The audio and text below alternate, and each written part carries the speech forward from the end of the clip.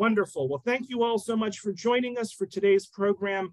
Frederick Law Olmsted National Historic Site presents Olmsted's Life and Legacy. We're going to enjoy a virtual lunchtime lecture. While the world knows him today as the foremost American landscape architect, Frederick Law Olmsted would live a full life well before designing open green spaces. From a childhood in New England, Olmsted went on to practice farming, journalism, administration, and a number of other professions. Despite trying on many hats, everything Olmsted did in his life prepared him to become a landscape architect. We're going to examine Olmsted's life from his early years up until his final days. And this program is presented by Isabel Schulman, who's the Community and Youth Engagement Coordinator at the Frederick Law Olmsted National Historic Site. So all 335 of us watching live, let's give a big virtual round of applause to Isabel for joining us this afternoon. And Isabel, you can take it away. Thanks so much. Thank you for that introduction, Robert.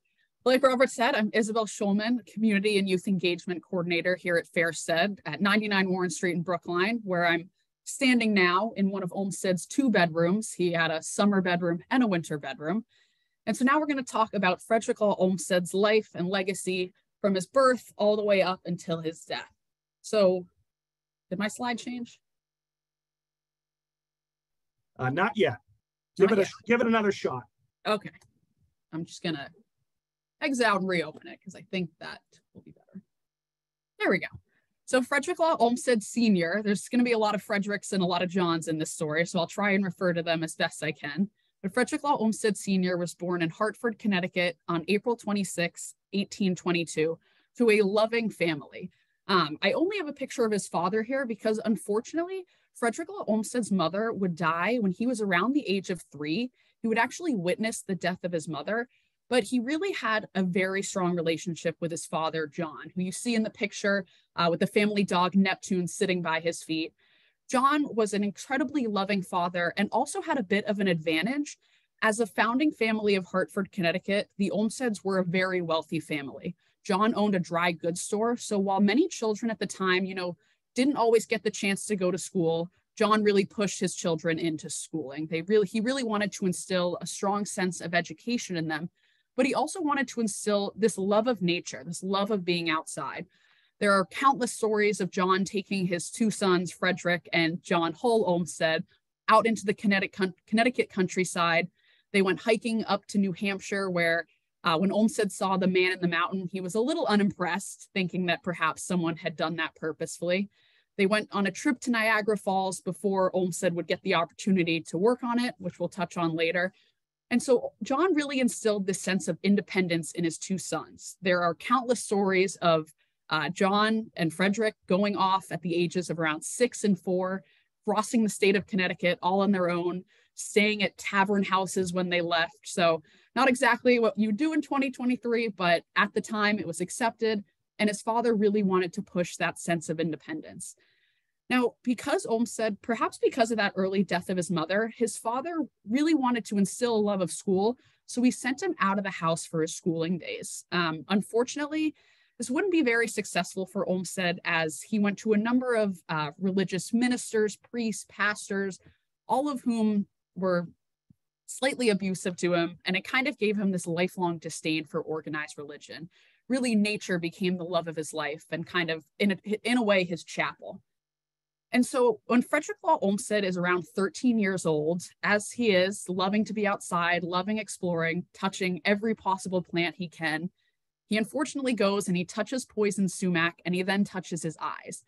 And so he would lose vision for about 3 months. He would gain it back, but his father kind of felt like, you're always going to be playing catch up in school. Let's just pull you out, which is incredibly unfortunate because he is this lifelong learner. So he really resorts to books to teach him as much as he can. He begins reading Ruskin and all these kind of environmental ideals, particularly from England. And when his older brother John enrolls at Yale University, we wouldn't have called it auditing then, but that's what Olmsted did. He sat in on classes because he never stopped loving learning. So he would end up actually getting an honorary degree from Yale, but he would really sit in on as many classes as he can with his brother. And some of his favorite classes to sit in on was engineering, which kind of will play into his later career. So while he's at Yale, he befriends John's close college dorm mate, Charles Loring Brace. And Charles Loring Brace and John are planning this trip to England. Oh, wait, I should preface that. Excuse me. Before I say the trip to England, I will say that before Olmsted goes to England, he really does want to leave the country. He wants to kind of find, what is my career going to be? I've been taken out of school, but I still want to do something. What can I do? And so Olmsted comes from this long line of New England seafarers. So he thinks that perhaps that's my next career. So in 1843, he signs up for this voyage to China, and he's got all these dreams of immersing himself in the culture, meeting all these new people. He's got letters of introductions for professors studying in China. And the trip over is a complete nightmare. The captain is horribly abusive. He gets to China. They get about 20, 30 feet off the boat, unloads the hull, gets back on the boat across to America again. So really not a successful trip. In fact, when he arrived back in New York City, his father didn't recognize him because he had lost so much weight on the voyage. And so Olmsted, he now has this sense of travel in him. He wants to see the world because he didn't really get the opportunity in China. And John Hull, his brother, and Charles Loring Brace, his college roommate, they are discussing this trip to China. And Olmsted this trip to England. And Olmsted gets very jealous because he has never left the country, not really counting the China trip. And he also is thinking that his next career is going to be as a farmer. His father has already purchased him a farm on Staten Island, which he is hoping to cultivate. It's not really going as well as he thought. So he decides to convince his father, a very loving father who hardly ever said no to his sons, that you should send me to England because at this point in time, there are no culture is as advanced in farming as the English are right now. So if you send me to England, I can get this great understanding of their practices, their techniques, and I can bring it back to the United States and really help the area prosper. And so this is a picture of that Staten Island farm that he worked at. And so his father agrees, as he always does with Olmsted, and Frederick goes across to England. And while he went there with an idea to look at farming techniques, it really was never in his idea because his first stop is in Liverpool. And really the first place they stop is Birkenhead Park. And he goes to Birkenhead Park and he kind of is completely shocked by what he sees. He can't believe that, a community would set aside this land that there could be a profit made off of, set it aside just for the people, just for their enjoyment. He makes a comment that the King of England or the lowest of peasants could have been, are all enjoying this park. And it's something that doesn't happen in America because the America Olmsted's coming from, if you aren't a wealthy landowner, your only option for open green spaces are cemeteries. So that was where a lot of the recreation happened during Olmsted's childhood and prior to his life as a landscape architect. And so he's really blown away by this park that's for the people. And what he's also blown away with is the English pasture. So you can see in that bottom picture, he's kind of shocked that they leave so much land alone and just kind of let it cultivate, let it be, let it kind of thrive on its own. And it's something that doesn't happen, or he doesn't see happening in America. And he also feels like, this pasture view, it's something that, Americans could really benefit from, he's kind of realizing that, physical health and mental health are one and one with each other. And these open green spaces where people can both passive and actively recreate are incredibly important for him. So when Olmsted returns home from England, while he does still own the farm, he's kind of pretty much done with it. You distracted me a little, sorry. He would, he wasn't really feeling the farm. So he decides to take all of his writings. He had been sending home letters to his friends and family, and he decides to compile all these letters into a book, which becomes Walks and Talks of an American Farmer in England. So Olmsted now has really become known as a writer. He's not yet a landscape architect. He starts as a farmer and he kind of moves his way into writing. And so Olmsted, he now is a popular writer, and, John Hull and Charles Loring Brace, they are still close friends. The three of them are always talking about politics and the economy, particularly about the issue of slavery down south. Charles Loring Brace is a staunch abolitionist, while Frederick Law Olmsted, he's really unsure where he stands because he doesn't want to base his thoughts off of other people's writings. There are plenty of writings coming from the South into the North about what treatment was like, but he wasn't really sure if he trusted that. He really wanted to get his own view. So in 1852, he begins his Southern travels. So Olmsted would travel from Washington down to Alabama and then across to Texas. And so he's really shocked by what he sees. He kind of feels that, the North isn't really getting a true picture of what is happening. He kind of feels like the economy of the South is kind of being strained by the slavery. And so he decides to write his next book, which would be The Cotton Kingdom. And so that would be two books that would be combined into one. It actually was read by Malcolm X while he was imprisoned. And so the Southern travels were incredibly important for him to kind of realize his social value, kind of realize, I can't just sit back on the sidelines. If something is wrong, I need to say something. So he compiles these writings. And I will say the writings were all published originally in what would become the New York Times. These writings would actually help the Times become a credible source for kind of just putting in facts and not opinions. And so the highlight of this trip was the leg that he did in Texas. He brings his brother, John Hull, with him because at the time, John is suffering from tuberculosis and there is no cure. Really, the only treatment is open air, recreation, being outside. The brothers have an amazing time after a rather kind of depressing portion of the South. They meet these German immigrants in Texas who are fighting for abolition. They've got this newspaper that, they're kind of being attacked for because you're in the South. You can't be pro-abolitionists. And so when Olmsted returns north, he actually convinces a number of his wealthy friends to fund the newspaper so it can stay intact. And so Olmsted is still a strong writer. Unfortunately, in 1857, the same year that work in Central Park begins, his brother John dies. He succumbs to his tuberculosis.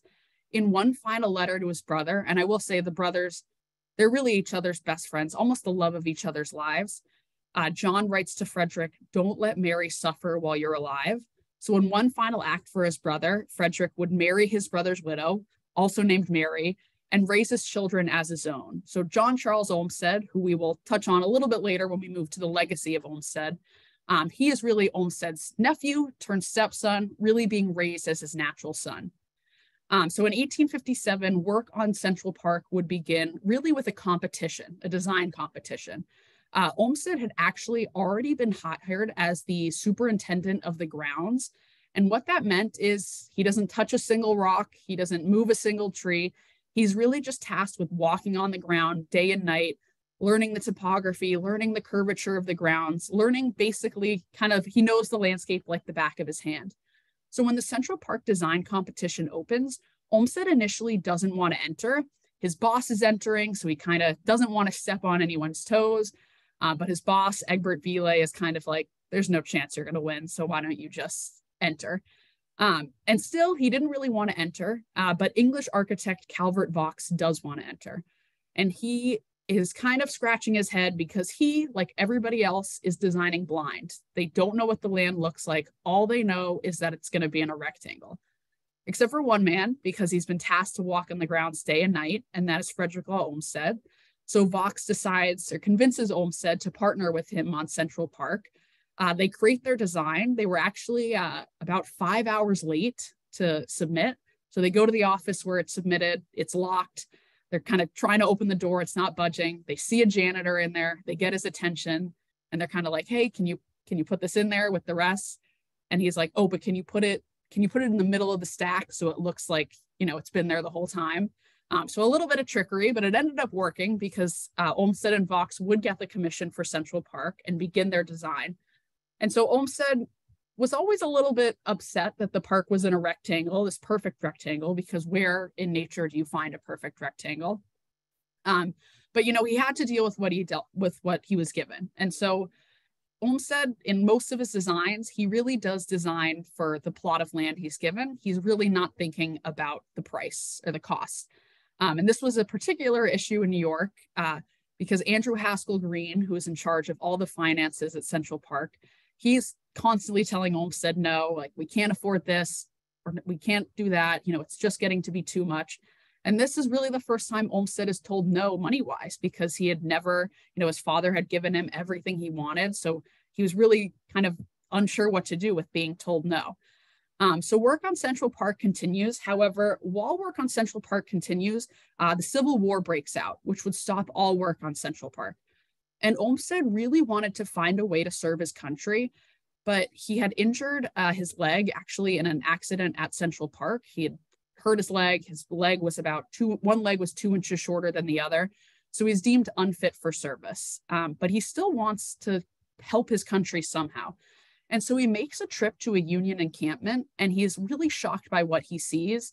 There are soldiers resting next to where they're eating, next to where they're doing their business. There's really no separation of sanitation. And he's realizing that more soldiers are dying off the battlefield because of these unsanitary conditions than on the battlefields. So Olmsted realizes, this is what I can do. This is how I can help. So in 1862, with the permission of President Lincoln, he helps form the United States Sanitary Commission. And so the Sanitary Commission would have a couple really important roles in the Civil War. The first was the distribution of goods. What was happening at the time was states were kind of a little statist in that, Massachusetts families, they wanted to send goods and services down, but they only wanted those goods and services to go to Massachusetts troops. The same with Ohio, all these states, they only wanted their resources going to the boys from their state.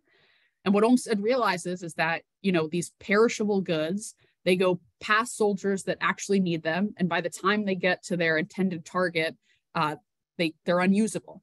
And so what the United States Sanitary Commission would do, they would pool all of these resources, this food, this medical equipment, these blankets, and they would distribute them evenly to all troops, ensuring that everyone got a fair share of the resources.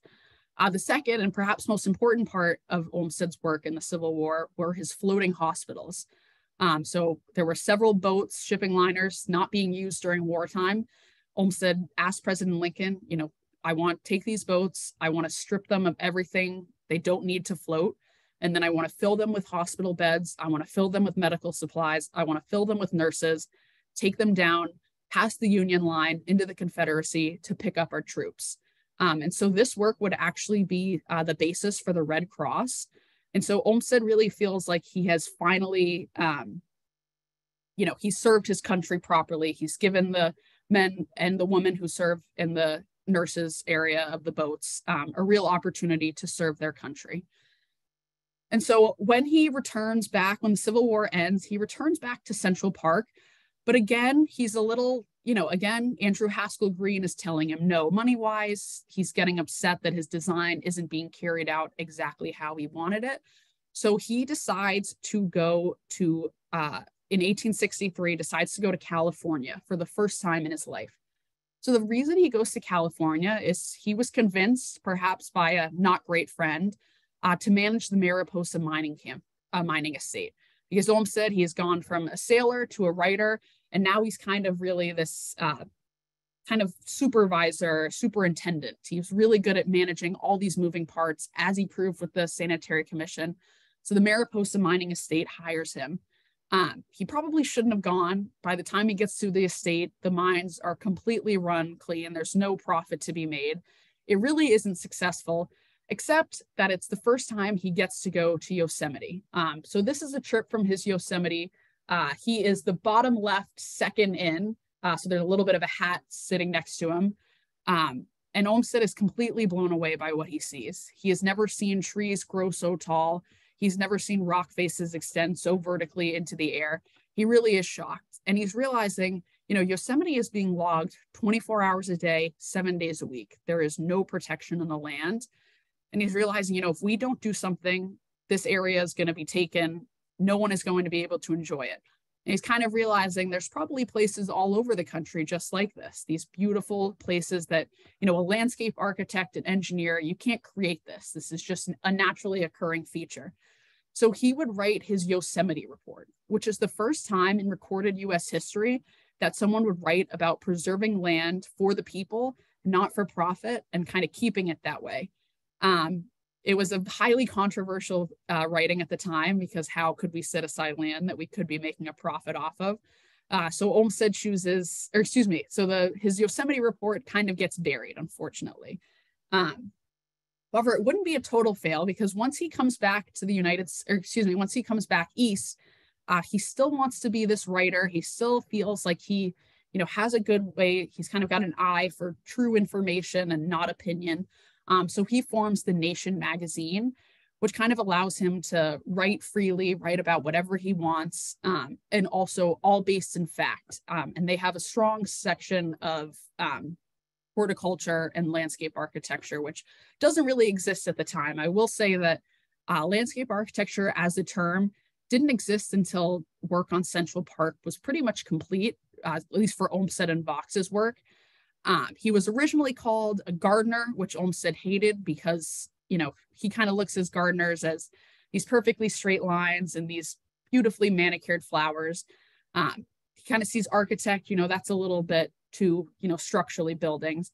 And landscape architect, which Vaux actually terms, which is the perfect word for what they do. Kind of this idea that, we don't touch anything. We kind of just ensure that it's preserved and ensure that people have access to it. So Olmsted and Vaux, after they work on Central Park, they would found a landscape firm together, Olmsted and Vaux. They would work on the Riverside community in Chicago, as well as Prospect Park in New York City, which they kind of felt was a little bit stronger of a park than Central Park. Central Park was that perfect rectangle, whereas Prospect Park, it kind of juts into the city and it kind of flows with the natural topography and scenery. And they were also really able to do the work that they wanted, whereas Central Park, they were often told not to do certain work. But at Prospect Park, the city, kind of Brooklyn, which was a separate city from New York at the time, they were like, we see the success of Central Park, so whatever you want to do, we'll take care of it. So very generous of them. And so in 1874, Olmsted would begin the work on the Capitol building, really the Capitol building and the Capitol grounds. Essentially, he, as well as his sons, would help work on really designing the Capitol. It's the Macmillan plan, kind of reinventing the Capitol area, bringing in new green spaces. And so in 1883, he would make his move to Brookline, Massachusetts. He had been kind of traveling back and forth because work on the Boston Park system was just now beginning. And so he's traveling back and forth, and he's often staying at local architect Henry Hobson Richardson's home, which is just a couple of houses down the road from where he would end up settling. And so he's often staying at Richardson's. And as the story goes, he wakes up on a snowy morning. He looks outside and he sees the plows already at work removing snow. And he declares, "This is a civilized community. I am going to live here," which is very New England. All we really need are some snow plows to feel like we've, are civilized. And so the move to Brookline would really allow Olmsted to really flourish in Boston. Boston really gave Olmsted, and the greater Boston area, would really give Olmsted the opportunity to do any work that he wanted. They had seen the success of Central Park. They had seen the success of Riverside. They had seen the success really all over the country. And Boston really feels like, we want to progress as a city. We want to be kind of this epicenter of greenery. So they hire Olmsted and they pretty much allow him to do whatever he wants. So Franklin Park is already established, he helps acquire the land for Franklin Park. The Arnold Arboretum has already been established. He's kind of realizing there are these little parks kind of scattered around Boston, but they're not connected. And he realizes that, if we can connect them, we can create this linear park. People will never have to leave the park to travel the city. And so that is something that he would replicate in Buffalo. He would replicate, which I will say, I believe Buffalo was actually the first linear city. His sons would replicate in Seattle. So it's this idea that kind of the lungs of the city, that the parks are really the heart of the city, and you shouldn't have to travel far to get to a park. It really should just be in your backyard. So towards the end of his life, so 1883, in about 10 years, his work would kind of start dying down a little for him. But his last kind of major projects are the Chicago World's Fair, which is the left-hand picture, and the Biltmore Estate, which is the bottom right picture. And both of these, there was a little bit of disagreement on all of them. He didn't particularly like the idea of the White City. He didn't think it would fit well in his design. He was a little stressed for time at the Chicago World's Fair also. I think on opening day, they had only done about half of their plantings. And at the Biltmore, he actually was given a lot of freedom. He would end up working to, the house was oriented in one direction, and Olmsted was like, I think you can get the best views if you kind of reorient it. Olmsted's always realizing, even in these architecture pieces where the house is really the main feature and the landscape is there to complement, Olmsted really feels like wherever you're standing in this house, I want to ensure that you are going to get the best view of the surrounding landscapes. And so both of these projects are interesting projects because they are the projects that Frederick Law Olmsted Jr. would work on with him, his true-born son. So in 1870, Frederick Law Olmsted Jr. is born. He's actually born Harry Perkins. Olmsted had several children pass in infancy, and perhaps because of this, he was a little concerned that then Harry Perkins wouldn't make it to adulthood. So they named him Harry, but for the first 4 years of his life, they just called him Boy, because they were so afraid of growing an attachment to him that they didn't really want to call him his name and then lose him. When he reaches 4, they realize he is going to make it to adulthood. So they rechristen him Frederick Law Olmsted Jr. And from his birth, Olmsted Jr. really doesn't have a choice in what he is going to do. His father pretty much spent the early years of his life preparing him to take over work at the firm. He would take him on trips with him, and the Biltmore and World's Fair would be his first project, so not a bad project to start on. There's a great story that Junior asks his father, why am I not getting paid for this work? And Senior's like, well, I don't want anyone to think that you got this job just because of me, even though he so clearly did get the job just because of him. And so Olmsted would work until around 1900 when his health begins to fail him. He can't really hold himself up physically. He's not all there mentally. So his wife, Mary, makes the decision to take him out of the home of Brookline and take him to their home in Deer Isle, Maine, called Felsted. They stay there for about a year and a half. Mary, it's just too much for Mary. Olmsted, needs real help. He needs to, proper medical care. And so Mary makes the very tough decision to put Frederick Law Olmsted Sr. at McLean Institute in Belmont, Massachusetts. And so Olmsted had actually designed the grounds of McLean years before he would be a patient there. And so he arrives in McLean. He's not all there physically. He's certainly not all there mentally, but he looks around and he says, they didn't follow my plans, confound them. Which again is very Olmsted. He always knows what he had intended and what actually was carried out. In the mental institute designs, he was very particular about it kind of being like almost like a community. He didn't want it to have this hospital feel, and he really wanted to emphasize greenery. He felt like passive, active recreation, just being outside, was incredibly important for him.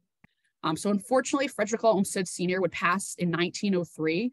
However, his legacy would continue on as his son, John Charles, and Frederick Law Olmsted Jr.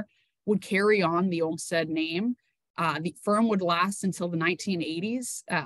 Obviously, the junior and John Charles would pass around the 40s, but the firm stayed active until the 1980s, working on sites all across the country and all across the world. They've got designs in Canada, Cuba, Haiti, Venezuela, Thailand.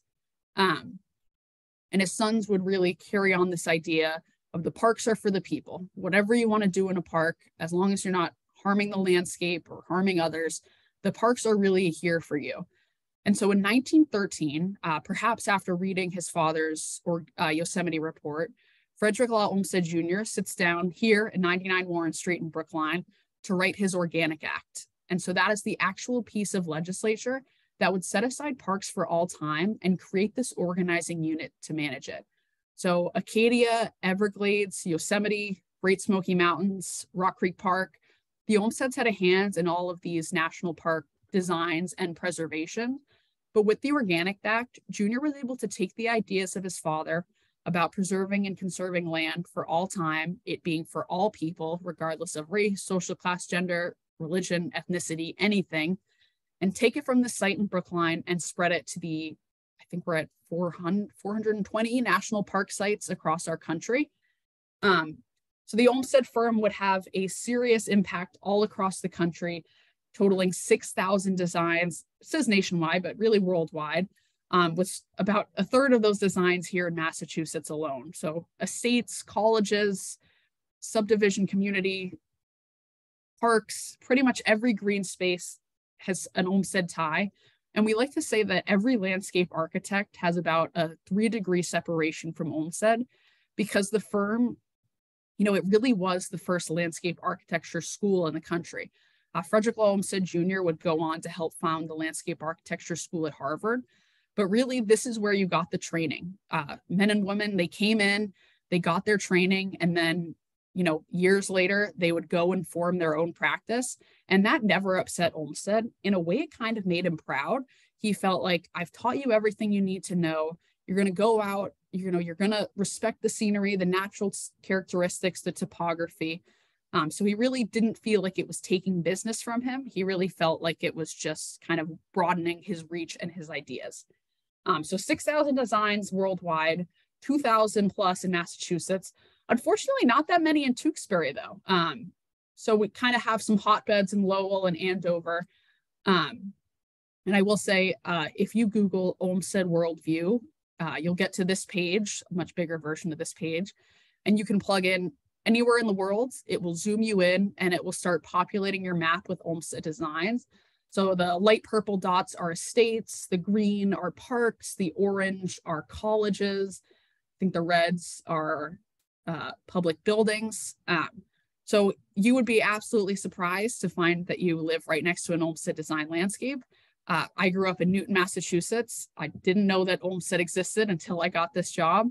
And, you'd be surprised. You'll find them pretty much everywhere. Newton Cemetery, Newton Center Playground, Newton City Hall, Oak Hill Park, just for my Newton. I did think I'd heard some Newton people on the call. And so touching really quickly on some design practices of Olmsted. So this picture here is here at Fairstead, 99 Warren Street. And this is our rock garden. And so the first design feature I want to talk about is curved lines versus straight lines. So Olmsted, as much as he could help it, he will never put a straight line in his park. He was furious about that Central Park Square. That's why there's so many curving lines through those parks. And his reasoning behind that is he really wants to make people struggle to get out of the park. He doesn't want it to be easy. So while this path, the image here kind of looks like it can go on for miles and miles, once you make that turn, that's pretty much the end of the path. We like to call it the shortest hiking trail in the National Park Service. And so it's this idea of he really wants people to get lost in the landscape.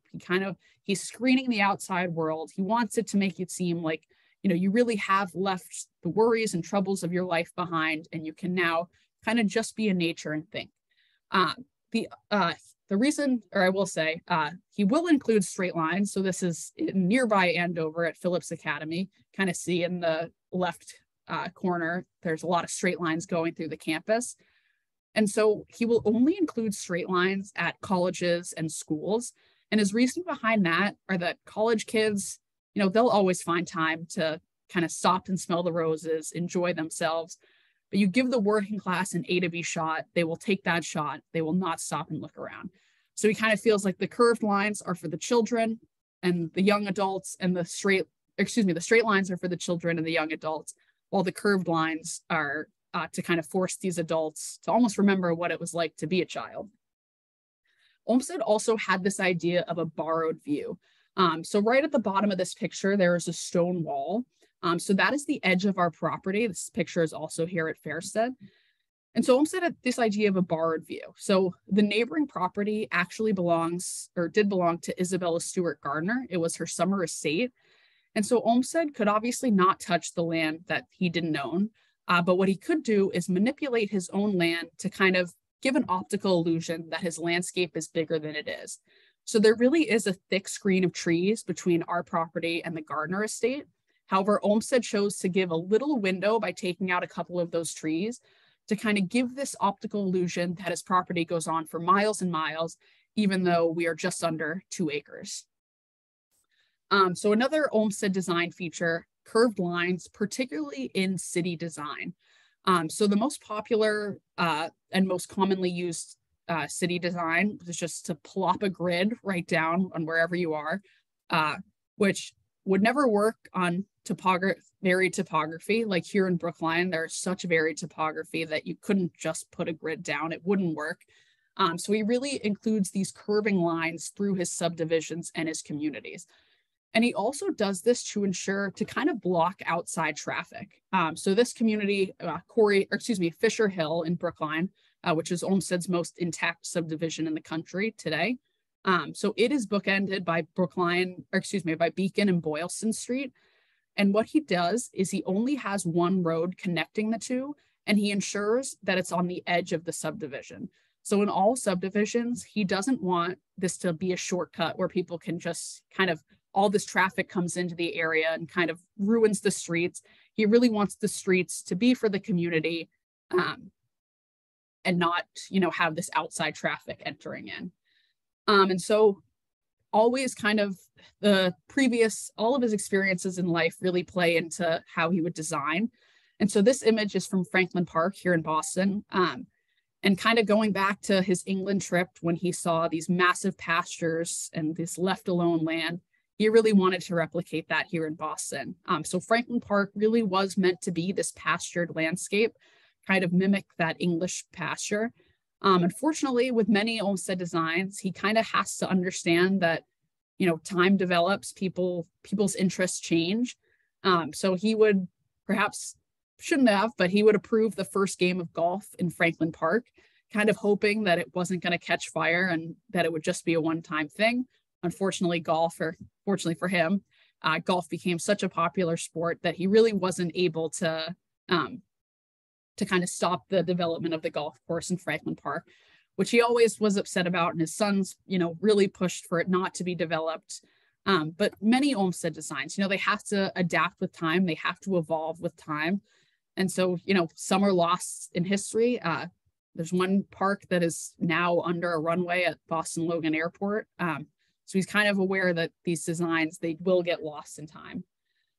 And so that is all I have for my presentation. But I will say, I'm just going to stop sharing and we can move to the chat or the questions, excuse me. But I will say, so Frederick Law Olmsted National Historic Site, we have several, I think that just went to the panelists, excuse me, everybody. So we try and do as many events as we can throughout the city, knowing that not everyone is going to be able to make it to Frederick Law Olmsted National Historic Site.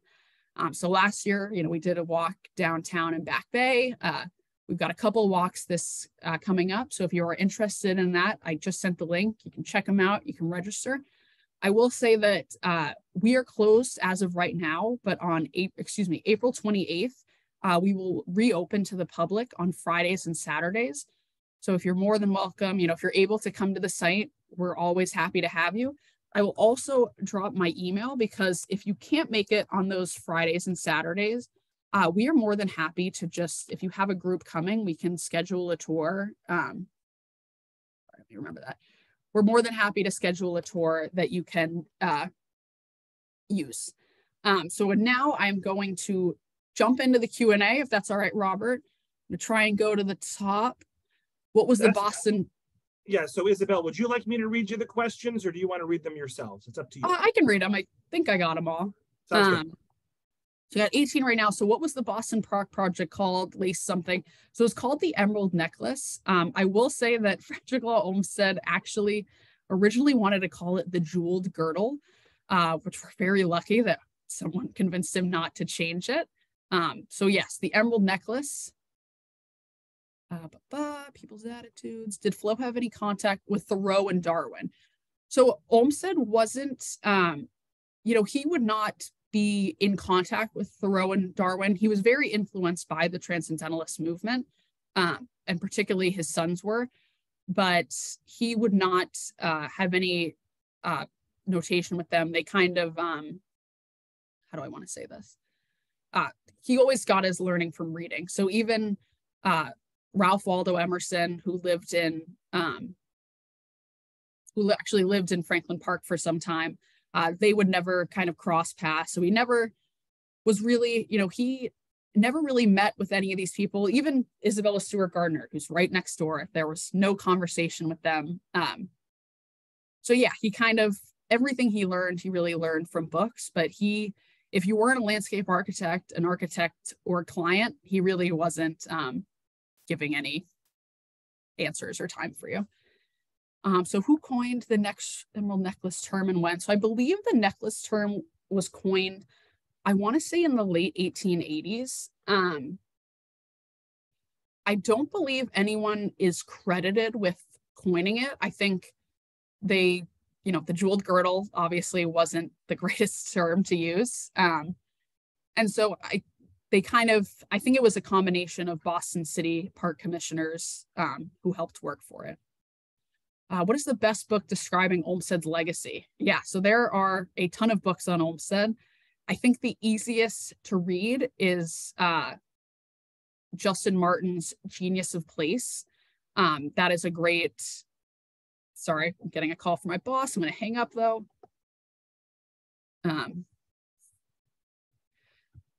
So that is a really great book to jump into. There are, the Olmsted Papers, which are pretty much all of his writings. That would be a little bit later. I have trouble reading Olmsted. He has, I don't know if they just didn't use commas then, but lots of run-on sentences, which was very difficult. Have you an update on efforts of Boston to restore? So there are lots of efforts to restore Olmsted design parks, not just in Boston, but all over the country. Particularly, the best example I can think of is the Back Bay Fens, which Olmsted's design was pretty much obsolete 2 years after he had created the design. Boston was a seriously polluted city. The tides would bring trash in, take it out to sea. It's actually said you could smell Boston before you could see it. So there are work, if you're interested in updating work, the American Society of Landscape Architects, they have a lot of great work, as well as the Cultural Landscape Foundation has a lot of little information on parks, and then you can go from there into other, kind of see how it developed into the future. So why did the Olmsted firm end in the 1980s? That is a great question. So the Olmsted firm would go from Olmsted and Vaux to Olmsted Elliott, to Olmsted Brothers, which is kind of where the Olmsted name would be left. So when Frederick Law Olmsted Jr. dies, the last person who had worked with him was working at the site. And sorry, I'm blanking on his name right now, but he's working at the site and he's kind of realizing that this is an incredibly expensive place to maintain. They're not getting really a lot of business, but they kind of, the man kind of realized, there's so much history at this site. It would be an absolute shame to let it fall into private hands. So it's something Richardson. Oh, Artemis Richardson. So Artemis Richardson is the last one working here. And he has a couple of designs that he wants to work on, but he gets a number of requests, not to buy the home, but just to buy the Olmsted name because of the magnitude behind it.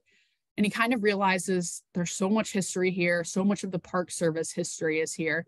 So he really works to convince the Park Service to acquire the site, which originally they really weren't interested in acquiring. They kind of saw this as a paper-based site. There are over 1 million pieces of paper stored here. So they kind of felt like, I don't think we're the right people for this design. But eventually they would be approved and the Park Service would acquire the site. So from Richard, are Olmsted principles being reassessed? Is there a movement in urban park design away from Olmsted? Yeah, so I think, like I said, all of landscape architects kind of have this kind of link to Olmsted. I think they're kind of realizing that, more so they really need to adapt to the times. So Olmsted was very aware of, that areas are going to be, he kind of had kind of a sixth sense knowing that population was going to boom. But But really, Olmsted's principles, even if you go to a park and it's not Olmsted design, you are going to be able to see those Olmsted features, just because it's such a prevalent part of all landscape architecture. But definitely assess, I think, like Olmsted Senior hated any architecture on his parks, any statues, any sculptures. And we're kind of realizing that, art is part of the parks, and that's a great way to see parks. Olmsted kind of felt like it was a bit of a distraction, a deterrence, but really it's kind of just another way to immerse yourself in the park and find new histories of the park. So how can we access the list of Olmsted projects around the world? Yes, I can type that into the chat. Just kidding, I can't open the chat. Oh, there we go. So if you just Google Olmsted World View, the first link is going to be to the Park Service site, and it was, and so yeah, it'll take you to our website, and then you'll scroll down to a little link, and it really is, it's an absolutely amazing resource. Historical images, historical photos, plans. It really is just, I spend most of my time on that website just because it's so fun to kind of have a look into the past. So what did Olmsted think of Capability Brown? He read Capability Brown often. He was another one of his influences, another one of kind of the people, kind of another one of those people that he read, never got to meet, but got to really immerse himself in the writing. And so his legacy, we store all of these designs from all 6,000 projects. About once a month, we get a request from a local a college, an estate, a hospital, a community saying, we have this Olmsted landscape. It's taken degradation over the years. We'd love to look at that original plan. So one example of this is Syracuse University has a garden that was designed by the Olmsted brothers. It took a lot of abuse over time, really wasn't doing well. And so the university reached out to us, asked for the original plans. And what they found is that a lot of the original design wasn't carried out because just like his father, the two sons, they also designed just for the plot of land they were given, not really with the price in mind. So Syracuse was like, this was a great plan. We can't afford this. We're not going to do that. And so the university reached out, and not only were they able to upgrade the garden, they were really able to bring it back, or bring it to the first time to its real Olmsted design. And are modern landscape designers carrying his ideas forward? Yes, absolutely. There are landscape architects who really work only on Olmsted design landscapes to modernize them, to update them, but always keeping the Olmsted idea in mind. It's really this idea of, you shouldn't be able to see any landscape architecture's work. And perhaps that's why he didn't like the statues and sculptures. He really wanted you to feel, even in parks in the middle of cities, he wanted you to feel like you could just, be at one and just, kind of lose yourself and not realize that this is a park or this is a designed area. Are all the spaces he worked on in Newton identified with plaques? No. So Olmsted's work is really hardly ever kind of noted that it is there. He kind of wants that backseat. He doesn't want a plaque saying that he worked on this. Some conservancies, so the Emerald Necklace Conservancy, they have a couple of panels in the park. I know the Rochester Olmsted Conservancy, the Buffalo Olmsted Conservancy, they all have these kind of informational panels, but Olmsted would never want that single credit just for him. He would really appreciate, he would really just want the landscape to shine and not have any distractions. So as much as he could help it, he wouldn't put his name on it. Are there any living Olmsted descendants? So there are several Olmsted living descendants. We actually had, I believe it was Frederick Law Olmsted Jr.'s descendants actually came to our site and got a tour. None of them have stayed in landscape none of them stayed in landscape architecture, but they definitely are, happy with that name and kind of always interested in learning the history of their family. So yes, was it unusual at the time to permit women to study landscape architecture? It was, and I should say that during Olmsted Senior's time, there were not women in the office working as landscape architects. They worked in the clerical wing. And so the men of the office did not give the women of the office at the time the respect they deserve. But we give it to them on every tour because nothing that happens in the entire office happens without the woman in the clerical wing. They handle every request sent to the firm, every bill is sent to the firm. They keep the Olmsted Senior, Junior, and John Charles up to date. While it would have been very hard for a firm member to go from, the engineering department to the planting department, it did happen eventually or sometimes. But if invited, the women of the clerical wing really could have fit in anywhere upstairs or in the office because they were so versed in the entire Olmsted story and the entire design process. So Marianne, I'm going to mispronounce her name, Mariana van Rensselaer Griswold was a very famous landscape critic. She came to the site to hear it fair said, and she was a little unimpressed with Olmsted's design of the area. His daughter, Marion, she is uncredited, but she took a number of photos and did a number of designs for the Olmsted firm. So we always kind of have to look at Olmsted Senior kind of in the time that he was working in. But as the firm advanced, they would continue working, or they would continue inviting women in. And Frederick Law Olmsted Jr. would be very influential in finding an all-female landscape architecture school that was partnered with Harvard University.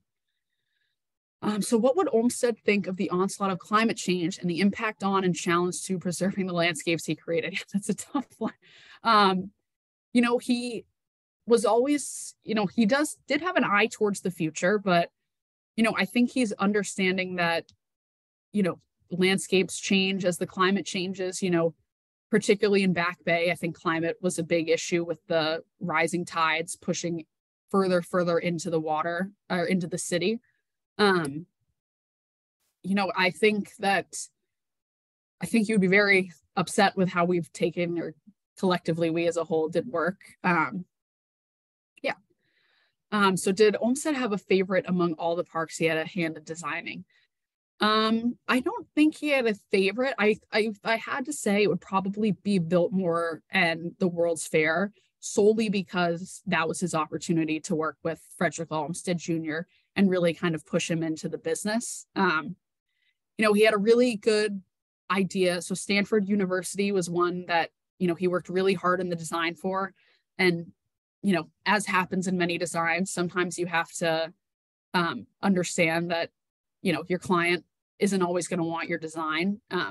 So we had this great design for Stanford, but Leland Stanford wanted that school to rival the Ivy Leagues of the East Coast, so much so that he wanted the same plant and tree material. And Olmsted, it kind of has to convince him, this is California, this isn't New England. We got to design for the climate we're in. So I wouldn't say a favorite. I think he struggled with a lot of designs just because he wasn't really taken so seriously, or his ideas weren't always accepted. So Isabel, I hate to do this. Oh yeah. you went through about 24 questions. I'm very impressed. And we've got another 29 to go, but unfortunately I do want to hour the 1 hour time limit here. Now, Isabel, would you mind typing in your email address once again into the chat?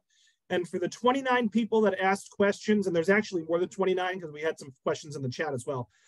For the folks who didn't get their questions answered live, feel free to email the questions to Isabel. I guess it's the next best thing. Yeah. So Isabel just provided her email address into the chat. So folks, we are going to start to wrap up. We've got 2 minutes left. Isabel, I did want to ask you one question from the chat that my former library school teacher asked, so I feel like I have to ask this question. Could you confirm a story I heard that Olmsted introduced squirrels into Central Park so people could see wildlife in the city setting? True or false? I'm going to say true. Olmsted was he wanted to introduce sheep to Franklin Park. He also wanted to put a hippopotamus in Olmsted Park here in Brookline. So he wants to see all of these animals kind of doing their natural habitat. So it does feel more like wilderness than it is a park. So folks, let's give Isabel one last virtual round of applause, and feel free to let her know in the chat if you haven't already, whether or not you enjoyed today's program. Look for an email from me later today with a link to this recording, a link to a feedback survey, and information about some other upcoming virtual programs with other Massachusetts National Historic Sites. In addition, I will thank all 55 or so participating libraries in that email. So Isabel, thank you so much, and I hope everyone enjoys the rest of their day. Thanks again, Isabel. Yeah, thanks for having me. Bye, everyone.